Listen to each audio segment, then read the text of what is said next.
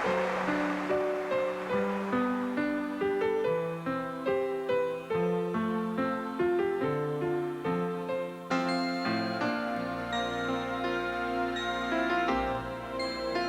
greatly publicized battles of Calgary seem trivial now in context of Rob McCall's fight with a deadly disease.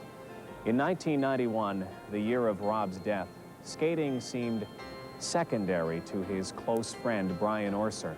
And even though Rob made it easier than most, it was the most difficult battle Brian ever faced. But Rob paid great tribute to Orser and friends when he willed them his greatest treasure, his dream. Debbie Wilkes talked with Brian about the message that was left in his care and the man who made this night possible.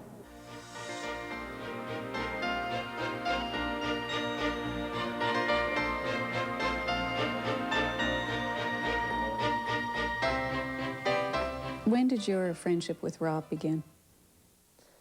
My friendship with Rob started probably about 15 years ago when we were both at the novice level. And Rob was a single skater to start with. And we were both at the Canadian Championships in 1977.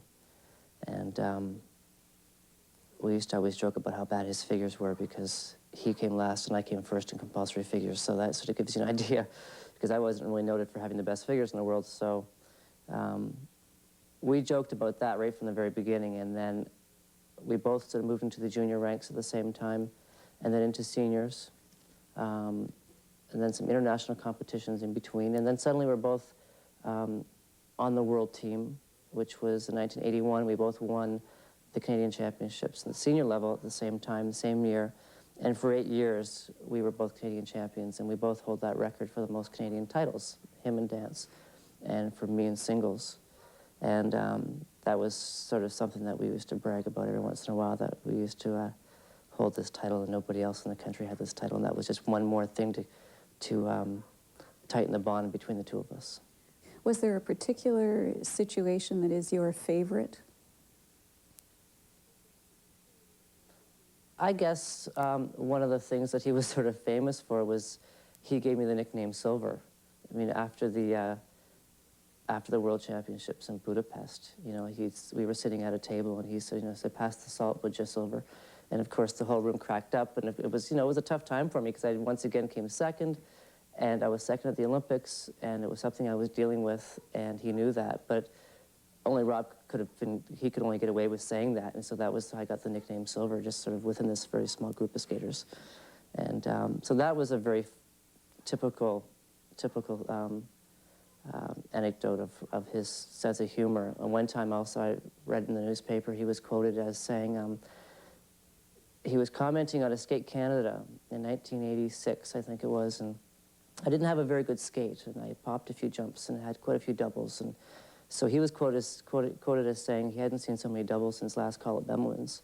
And it was a very typical thing, you know, or else he used to comment on my free dance if I didn't, you know, perform that many jumps like I was supposed to. So, and only he could get away with it, and he'd make me laugh. Was he your best friend? Yeah. Yeah, Rob was definitely my best friend. What binds people together like that? I mean, you're on the road a lot. Oh, yeah, sure, skating naturally pulled you together. It was definitely the skating that pulled us together because we had such similar careers. You know, 8-time Canadian champions, 2 Olympic Games. We both medaled at a lot of those World Championships and the Olympic Games in Calgary. We turned professional at the same time. We had the same manager. We had the same schedule, the same tour itinerary. Tracy, Rob, and I were known by, you know, first names at the airport. You know, and I used to come in and Tracy would do the ticketing because she would be able to get us upgraded to first class. I would do the luggage and get it all tagged, make sure it's going to the place where we're going. And Rob would go get hot dogs. You know, that was sort of his little job too. And we had this great rapport, and we traveled together for the first 2 years of our professional career. We spent almost every single day together. And it was traveling, and it was in an airport, or it was backstage. And just sort of in that show environment. And we grew a lot as people. Particularly Rob and I grew as people together at the same time. through our amateur career and then making that adjustment to professional and being responsible and being young adults. It's interesting to talk about the time when you turned professional. Your friendship had grown. You were a trio, you and Rob and Tracy. When the final days started to come in Rob's illness, what was your friendship like then? Our friendship was, once again, as strong as ever when Rob found out that he was sick. And that was when I realized what great friends we were, because we didn't have to work at it. We never had to work at our friendship. He knew he could ask me for anything, and I would do it for him. He didn't have to ask me to be there for him because he knew I would be. So there was, I realized that you don't take friendships for granted, and I learned a lot about, I learned more about Rob through his sickness, and I learned a lot about myself.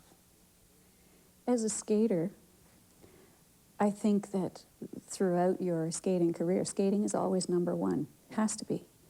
But I have the sense from you that once Rob was sick, your skating took a back seat. Yeah. Tell me about that.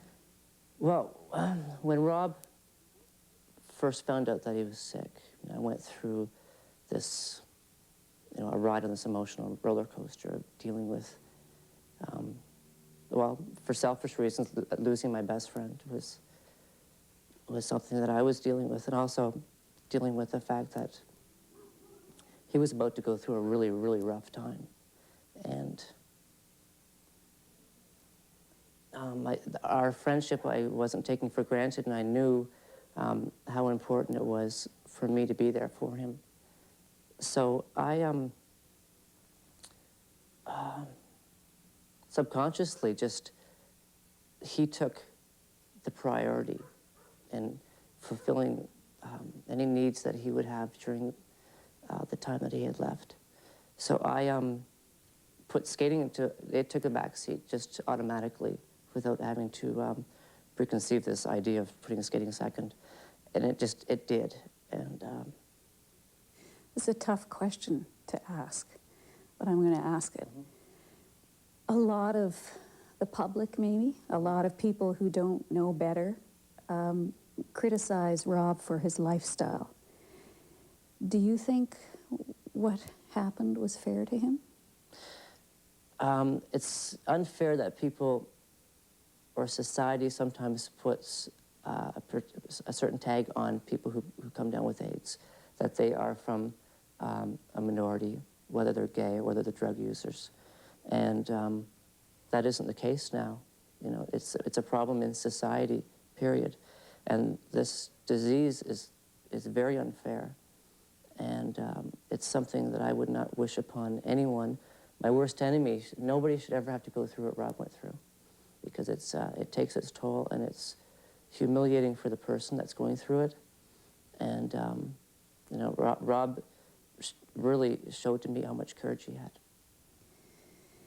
If you could say one last thing to him, what would it be?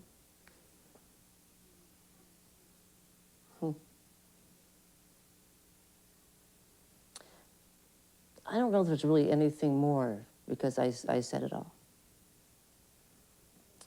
And I was really lucky that I was with Rob at the end, like this last couple of months. Yeah, we said it all. There's nothing more to be said. He told me how he felt, and he knew how I felt. And there's nothing more to be said. You're good friends. Thanks.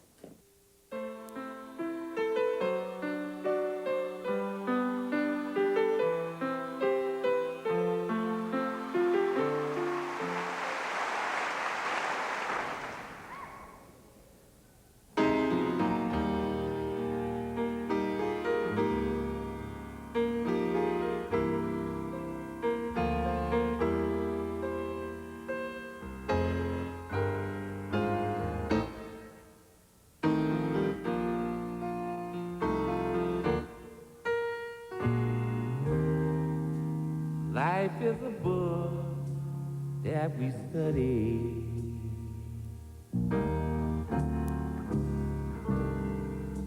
Some of its leaves bring a sigh.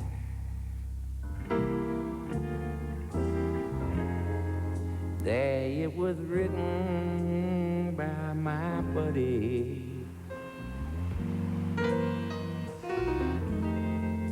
Yeah, we must fall, you and I.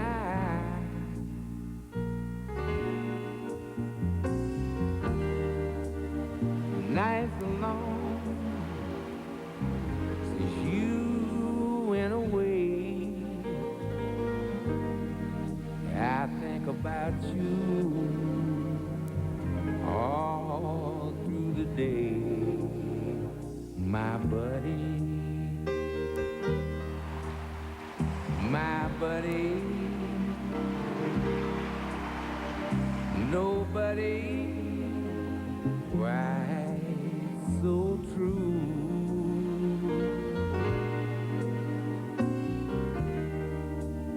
Miss your voice, touch of your hand, long to know that you understand, my buddy, my buddy, your buddy misses you.